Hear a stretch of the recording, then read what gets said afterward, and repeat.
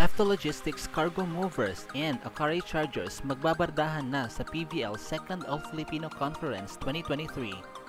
But before that, please consider subscribing to my channel and hit the notification bell to be notified whenever I post a new video. Para sa ating second game in a Tuesday triple header in preliminary round, Efto Logistics Cargo Movers and Akari Chargers will be matching up against each other on this day, October 17, 2023. This is another exciting matchup dahil nga lately ay karamihan sa mga teams ay kanya-kanyang nag-revamp. Lalo na itong Akari Chargers na halos every conference na lang talaga ay nadadagdagan sila. Kaya umabot na sila sa sukdulan na hatiin sa dalawa ang kanilang team at bumuo na ng panibago. At yun nga ay ang Next Lens Chameleons. Though hindi naman ganun kalaking kawalan ang mga nilipat na players, dahil nga kamakailan lang ay may blue chip recruits na naman sila na parehong former Lady Archers and at the same time champion players pa na sina Fifi Sharma and Justine Hazareno. Nasasamahan ng iba pang star players na sina Dindin Santiago Manabat, Faith Nisperos at si Bang Pineda upang mas lalo pang palakasin at maiangat ang kanilang team. Ngunit hindi din magpapahuli itong Efto Logistics Cargo Movers na nalagasan man ng isang MB sa ngalan ni Jesma Ramos.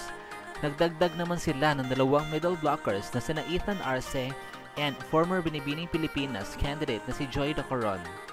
At ang kanilang pinaka-recent recruit na naihabol pa sa lineup, the NCAA Season 98 Best Libero and B-League Collegiate Challenge 2023 Best Libero, none other than Marian Tracy Andal.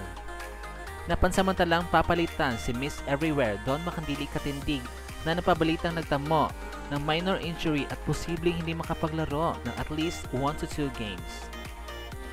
Idagdag mo pa ang walang kasiguraduhan kung kailan makakabalik ang go-to player ng Efto na si Kim Kennedy or also known as KKD na hindi naman daw nagka-ACL.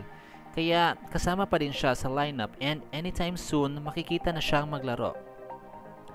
Kaya naman sa labanan na ito, masasabi nating it's anybody's ball game sapagkat pareho silang may kakayahan na manalo.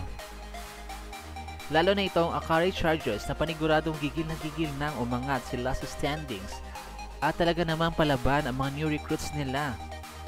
Pero alam naman nating lahat na hindi basta-basta magpapasindak ang Efto Logistics Cargo Movers na marami nang napatunayan sa larangan ng volleyball.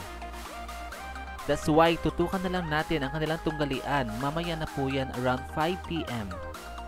At dito na nga po nagtatapos ang ating video. Thank you so much for watching. Huwag niyo po kalimutan mag-subscribe sa aking channel to be in the know about the latest snippets with regards to Premier Volleyball League. Bye!